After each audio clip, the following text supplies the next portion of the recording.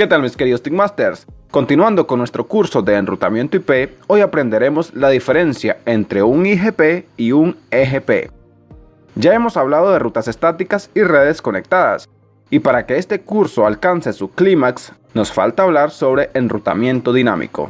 Este es el punto donde más se extenderá el curso. En cuanto a enrutamiento dinámico, hablaremos de 3 protocolos de enrutamiento, a saber, RIP, EIGRP y OSPF. En la actualidad, estos 3 protocolos son los más utilizados a nivel interno, y a nivel externo es BGP el único protocolo dominante. Pero, ¿cómo es esto de a nivel interno y a nivel externo? Pues de eso se trata el video de hoy, aprender la diferencia entre un IGP y un EGP. A ver, ya sabemos que a nivel interno las empresas manejan toda su red IP basándose en direccionamiento IP privado, es decir, direcciones IP que estén dentro de los siguientes rangos. Todas las empresas del mundo utilizan estas mismas direcciones a nivel local. Si se fijan, la cantidad de direcciones IP privadas son pocas y jamás podríamos abastecer a todos los dispositivos de todo el mundo para asignar una de estas IP privadas a cada dispositivo. Esto se traduce a lo siguiente.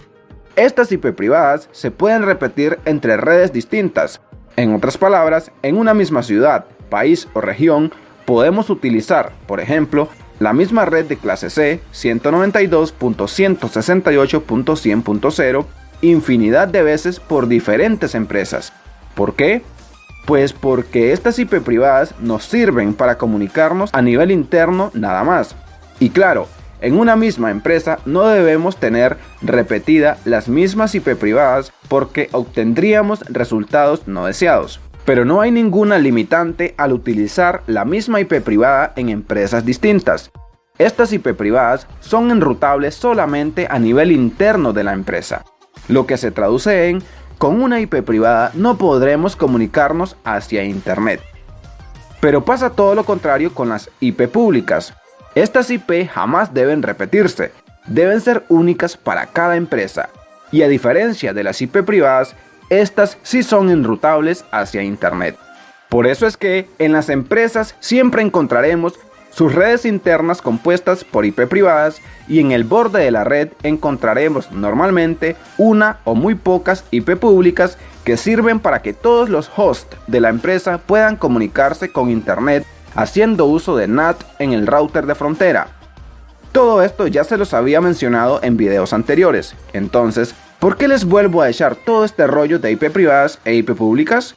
Porque me conviene para que entendamos el funcionamiento de los IGPs y los EGPs. Se le llama IGP, Internet Gateway Protocol, a un protocolo de ruteo que funciona únicamente a nivel interno de la empresa. Por lo tanto, un IGP trabaja con direcciones IP privadas. Existen varios protocolos de ruteo que entran en esta categoría, pero les mencionaré los 3 más utilizados en la actualidad por las redes en todo el mundo: RIP versión 2, EIGRP y OSPF. Estos protocolos trabajan únicamente con IP versión 4. Y para trabajar con IP versión 6 se utilizan sus versiones actualizadas: RIP-NG, EIGRP versión 6 y OSPF versión 3. Pero no solo necesitamos enrutar paquetes a nivel interno de una empresa. También necesitamos comunicar entre sí estas empresas, pero no podemos hacerlo con los mismos protocolos que trabajan con direcciones IP privadas. Debemos hacerlo con protocolos que funcionen con IP públicas. Un EGP rutea paquetes entre empresas distintas, entre empresas e ISPs o entre ISPs. Ya saben que un ISP es un proveedor de servicios de Internet.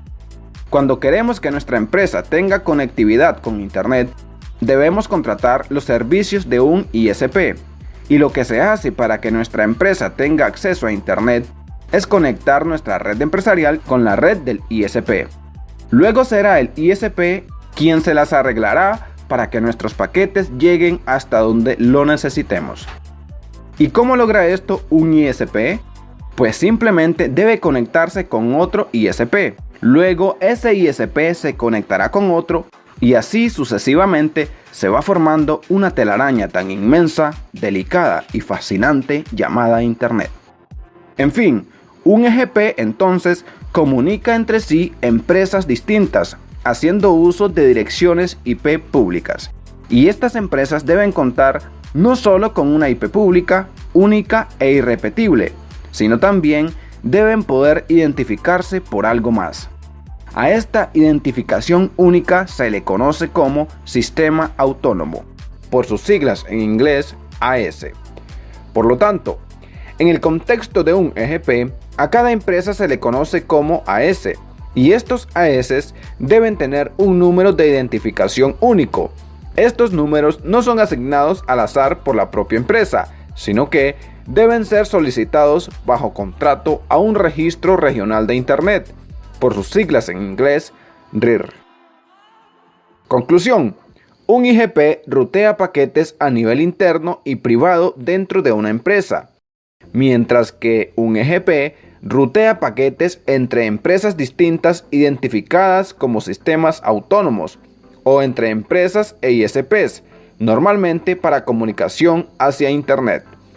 Los sistemas autónomos deben poseer un número único de identificación y este número es asignado por un registro regional de Internet. Espero te haya servido este video y nos vemos en el próximo, donde por fin empezaremos a hablar de los IGPs. Por cierto, si llegaste hasta aquí, comenta por cuál IGP te gustaría que empecemos las explicaciones.